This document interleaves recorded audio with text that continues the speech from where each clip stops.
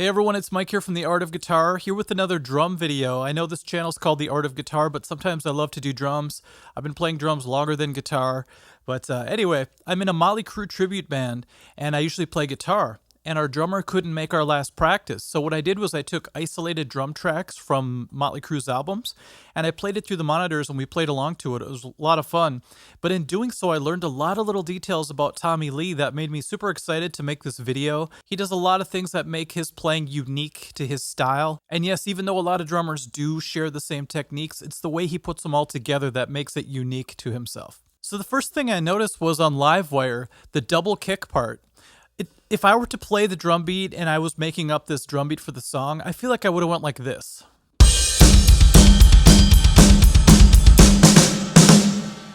You see how I started the kick drum as soon as I went to the ride cymbal, so I went like this?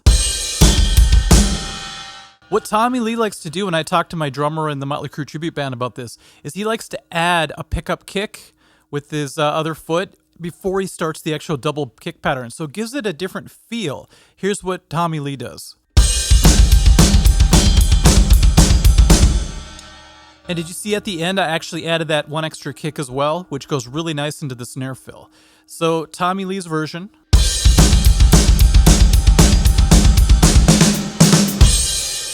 Versus the version I probably would have written if I were in the band back in the day. Good thing I wasn't.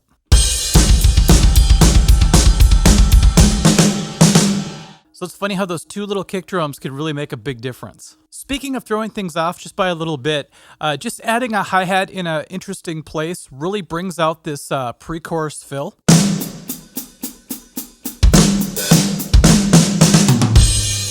You notice after I did the kick snare, I did a hi-hat snare, which feels really weird to do at first. It's tempting to just do the kick snare pattern again.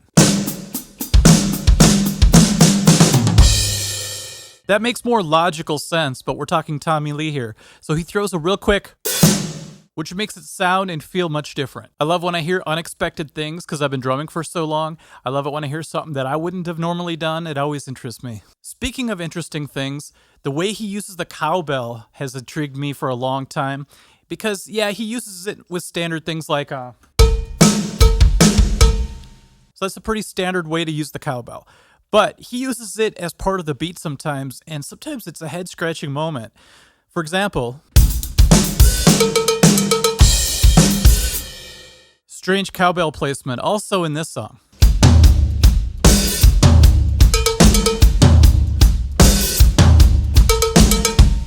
That's just a few examples, but you could also hear it in other songs as well. Now, this is an example of something a lot of drummers do, but Tommy Lee does it so much, it's kind of become part of his style. And that's when you fill some space by doing these up hats like this.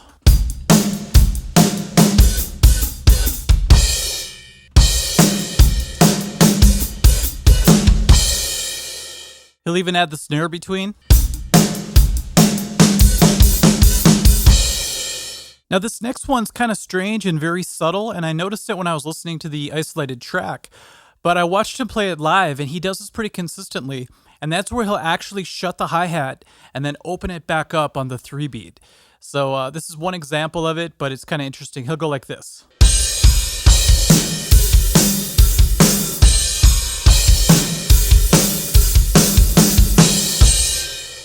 It's kind of subtle, but on the 2-beat, he closes the hi-hat and hits it like this. On the next beat, he opens the hi-hat, giving it a different groove, versus just always having it open. He goes like this. I wonder if that's just to give him a chance to do a stick twirl or something. I don't know, but it sounds cool. Now, this next technique might be accidental because I do a lot of things that I'm not aware I'm doing until someone points it out. This might be one of them.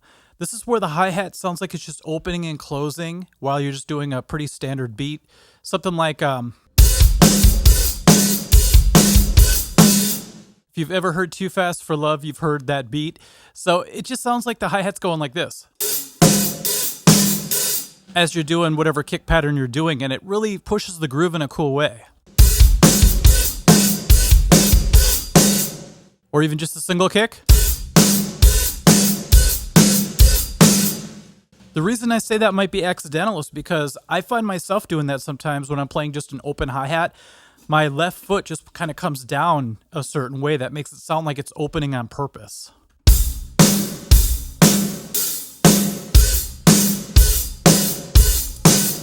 See, I'm barely moving my foot and it's doing that effect. I was in a country band once, believe it or not, and I remember watching the drummer, and he went from the hi-hat and he did the exact same thing, but he did it on the snare and it sounded really great. The most popular song Tommy does this on is probably Kickstart My Heart, but it's this concept here. Instead of add the kick drum and the hi-hat, it's a great sound. It's a cool way to change things up. So if you ever feel like you're doing the same thing all the time, hi-hat beats, go to the snare drum once and just try it. Tommy Lee's snare drum always sounds gigantic, and I think most of the time it's because he hits his kick drum, which is a 24-inch kick drum, with it at the same time, so it really beefs it up. So if you just did a back and forth, it would sound like this. Pretty standard, but if you add the kick drum with the snare, you get twice the sound when you hit the snare. And that really makes things sound exciting sometimes. Now you can also use it in a not so standard way. For example, you could go.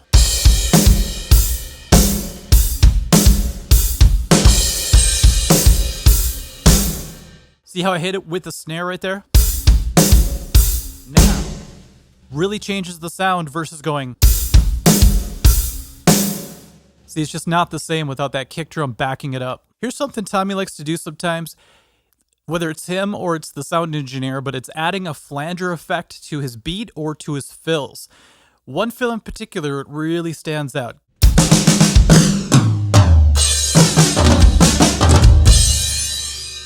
Takes me back to Kiss Alive days during Peter Criss's solo, and they started putting either a flanger or a phaser or something on his toms. It sounded so incredible, so I love that sound. Now, some of these techniques are not just for advanced players. Sometimes beginners watch these videos and they get some really cool ideas. Back when I started playing drums, I always thought you had to start fills with your hands. So I thought you'd always have to go or whatever. Tommy Lee likes to add a kick drum before he goes to his fills, and it really grounds the fills in a really great way. So for example, he might go like,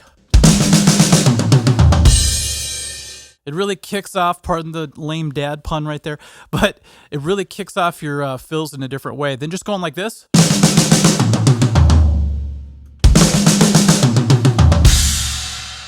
Seems like a small thing until you're playing with a band and you actually feel what that's like to throw that in there. One of the first tunes that I isolated the drum track for was Shout at the Devil.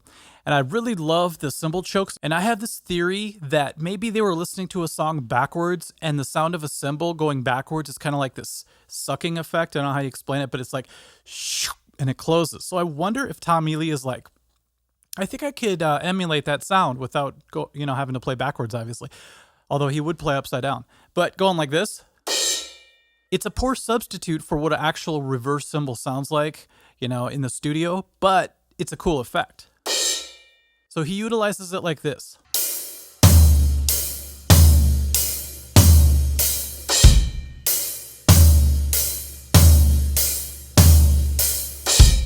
It's fun to choke the cymbal right as you hit the kick drum.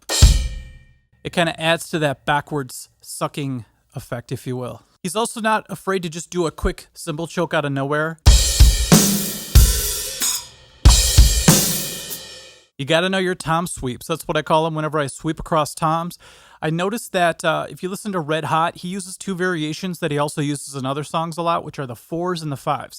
So if you want to do 4, it'd be 5 would just do has that sweeping effect. So you could use that within the context of a fill, but you could also use it in a beat. So in Smokin' in the Boys Room, he does something similar to that. He'll go,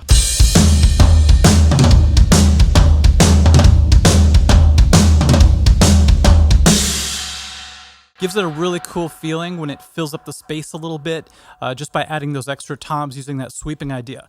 Notice I didn't sweep across this time, I just stayed stable, which is also what I did during the flanger fill too. But it's still the same idea.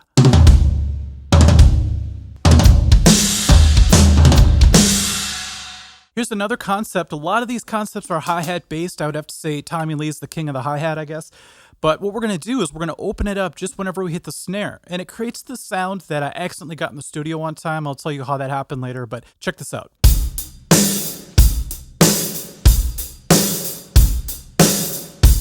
And a lot of people will just be like, you're just accenting the hi-hat. That's true, but I'm also opening it up just a little bit.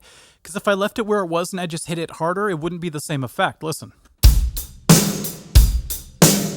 But if I open it just a tiny bit, whether it's by accident or not, in his case, I don't know.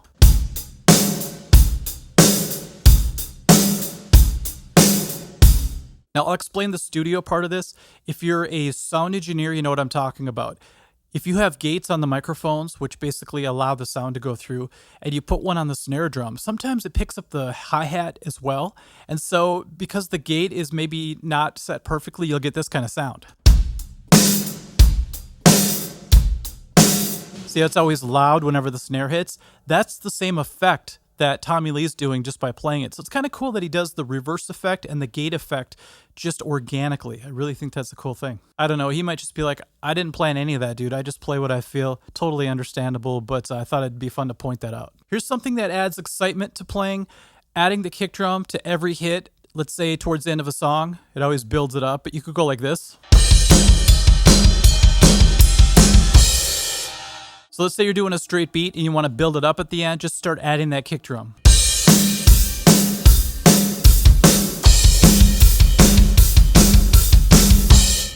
Just make sure you don't speed up too much when you do that. I tend to do that because I get too excited. Tommy will use the regular ride sound, but typically when he goes to the ride, he'll use the bell to really make it stand out. And that's something guys like Vinnie Paul do really well. It really makes the ride stand out in a tough sounding way.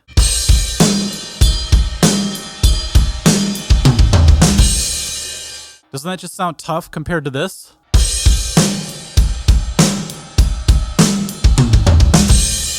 I know I'd much rather hear this.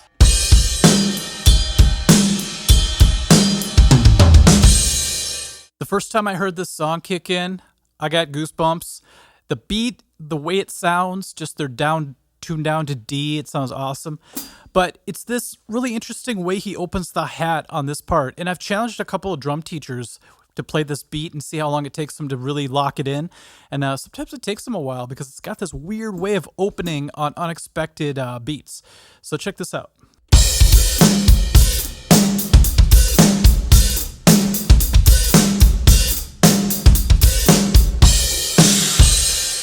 What a cool groove. And then what's funny is a couple songs later in Rattlesnake Shake, he does a similar beat to that, but it's just on different hits as far as where you open the hi-hat. So it goes like this instead, I think.